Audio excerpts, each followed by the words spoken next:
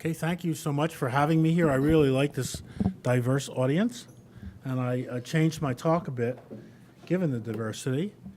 I wrote a couple of papers several years ago with Rakesh Khurana, who's a professor of the business school at Harvard, and I'm just kind of giving you an overview of what we said in our paper. After World War II, business schools really blossomed in the United States. And for the economics part, they basically imported basic neoclassical economic theory in the form of the so-called agency theory of Jensen and Meckling. It was taught in all business schools.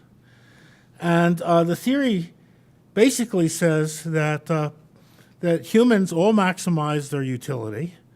And the theory at that time, it's no longer true, by the way, but the theory at that time said that all people really care about is their material well-being and leisure.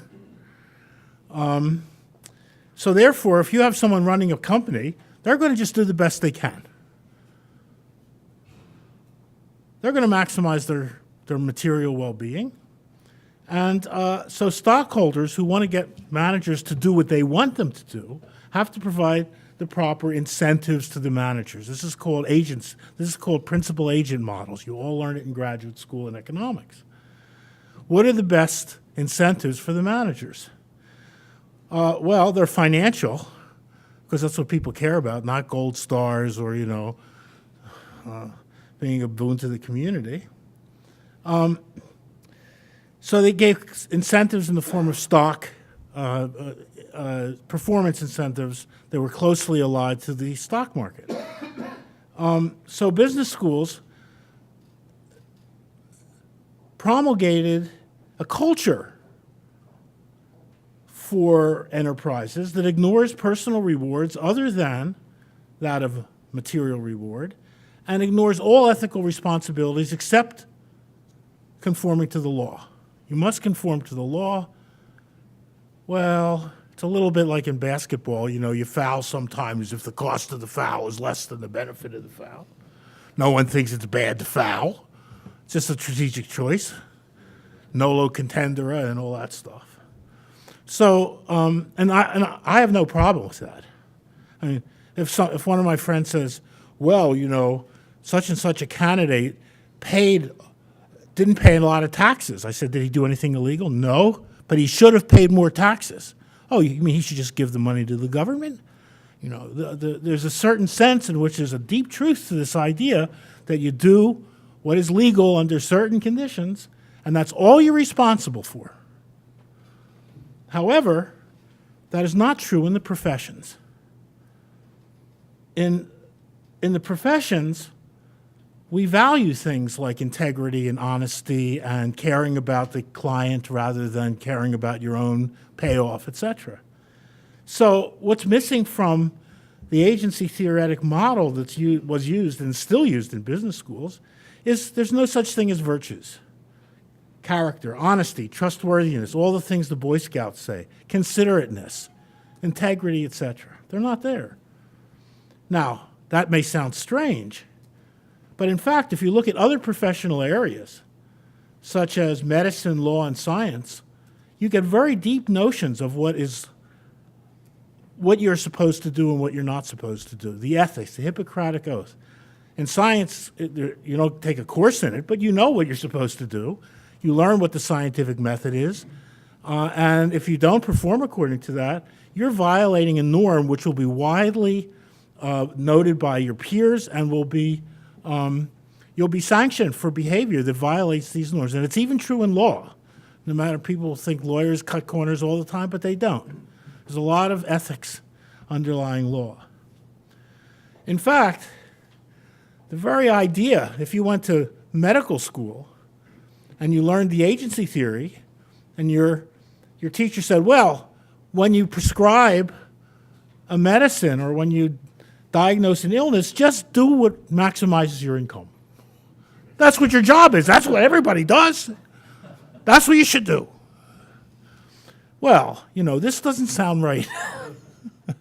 Why would it sound right in business? The answer is it didn't used to sound right. It was something really a post-World War II experience. Some people say that when I've talked about this, or Rakesh and I, that you're going to stem the flow of talent to managerial positions by stressing the ethical content of business behavior. But there's no evidence that that's the case, and it could be the opposite. A lot of people don't go into business because they can't stand that materialist ethic, that all you should care about is money. And you read in the paper about people making a lot of money, and what do they do with it? Well, they're not mostly like Bill Gates. They don't set up foundations. They have huge parties and buy yachts, and it's unbelievable how people who have money can spend it. It shows how they have no life. All they can do is spend money. It might be encouraging in business school to teach people that when you're successful, you should also have a life. You should have a life out there. I often told my undergraduate students, I said, you're all going to go, because I taught economics, you're all going to go and become stockbrokers. And let me tell you, that's not going to make you happy. It's not enough just to have a bunch of money. You should learn that you have to have a life, and it's part of your being. So just don't go for the bucks. One time I was my wife and I were at this bed and breakfast in England, and we met two young people, had graduated Brandeis, and they said, we were on the fast track, and then we got to the end, and we didn't know what was at the end of the track. There was nothing there. So they quit what they were doing, and they made new lives for themselves. So, you should teach people to have lives too, because it's true. That's why. It's true that you have a better life if you don't just think about the material payoffs. Okay, so Jonathan asked me to mention something about evolution. He says, there's nothing about evolution in your talk. So I said, look, everything I'm telling you that I figured out in my course of my work was inspired by an evolutionary perspective on how humans behave as compared to other animals and how it evolved. In my book, Bounds of Reason, the fundamental, one chapter is called The Integration of the Behavioral Sciences. The first of the 5 principles is gene-culture coevolution. Gene-culture coevolution is to social science and behavioral science what physics is to the natural sciences. Everything devolves from gene-culture coevolution for humans. In our book, Sam Bowles and my book, Cooperative Species, we spend much time how this evolved and what parts of our nature are cultural and what parts are evolved and therefore more difficult to change and are more capable of being relied on. So evolution is very central to our project, but I do want to stress that evolution gives you what's called ultimate explanations, not proximate. Proximate means this is how it really works now in the world.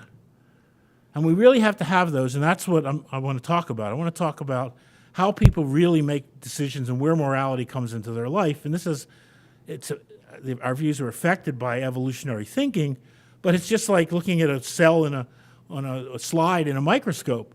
There's the cell. It doesn't matter how it evolved. You can figure out a lot about it just by the proximate analysis of the dynamics of the various parts of the cell.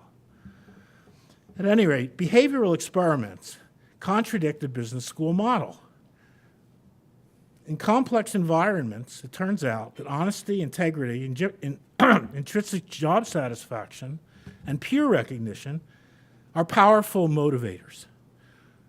They're powerful motivators for us in science. I mean, they're much more important than money. I mean, when you talk with a publisher about a book, what do you want? What do you argue? You argue that you want a low-priced book. You wanted to produce it beautifully and sell it cheaply. Who cares about the royalties? You want people to read your book. Peer evaluation and self-evaluation are incredibly important. By the way, people say that being moral is a sacrifice. It's no sacrifice. There's a phrase in the literature, they came to do good and did well. And I was shocked to find this out just about 7 years ago, that in fact, people who behave morally are better off. They're happier. They have more money usually. And their lives are better than people who are always trying to cut corners and, take advantage of others, etc. So being moral is not altruistic in the Kantian sense of taking a hit on behalf of the good. It's more a way of living your life so that you have a reasonably meaningful life that you can be proud of, be happy with.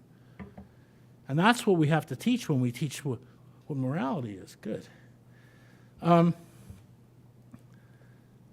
Now, we do experiments to show things like this. I don't come this because I've read some, religious book or something. We do experiments to show, in fact, people are motivated by morality. I'm going to give you one of hundreds. Honesty. Character virtues. Character virtues are ethical behaviors that people hold for their own sake. You're honest not because you care about the other person, not because you care about society, but because it's the right thing to do. It makes you feel good to be honest. Just like brushing your teeth makes you feel good. It hurts your dentist, but it makes you feel good. Trustworthiness, fairness, considerateness, etc. But they're not absolutes. We find this all the time in the laboratory. People love to be honest, but if you make it very costly, then they won't be honest. The more costly it is, the less honest they are. You can only push people so far. Here's, I don't have time to go through this in detail, but here's a classic study, Gintis, 2005. You pair off subjects. I'll call them Bob and Alice. There's no gender implication. Option A pays Bob 5 and pays Alice 6. Option B reverses the payoffs. Bob sees the payoffs, but Alice doesn't. But Alice gets to choose the payoffs. And Bob can tell Alice something. Bob can say one of two messages. Option A will earn you more than option B, or option B will earn you more than option A. He can tell Alice one of these two. Alice only knows that one's good for her and one's good for Bob. If Alice thinks that Bob is selfish, she won't listen to him at all. And if Bob thinks that Alice thinks he's selfish, it doesn't matter what he tells her. Either one's the same because she's not going to listen to him. But that's not what happens. What happens is 83% of Bob's told the truth. 78% of Alice's believe Bob. Moreover, the Bobs expected their advice to be taken. They knew that Alice would believe they're honest. Now, I won't tell you how they do this, but it's not hard. You pay people for predicting whether they'll be believed or not.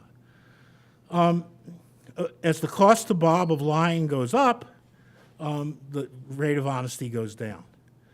There are many other experiments, which I don't have time to go through, but they all show that if you put people in anonymous one-shot positions where nobody can ever figure out, nobody can determine whether they've been honest or whether they've been truthful, whether they've been trustworthy, whether they've helped others, there's a strong tendency for people to do the moral thing in that situation.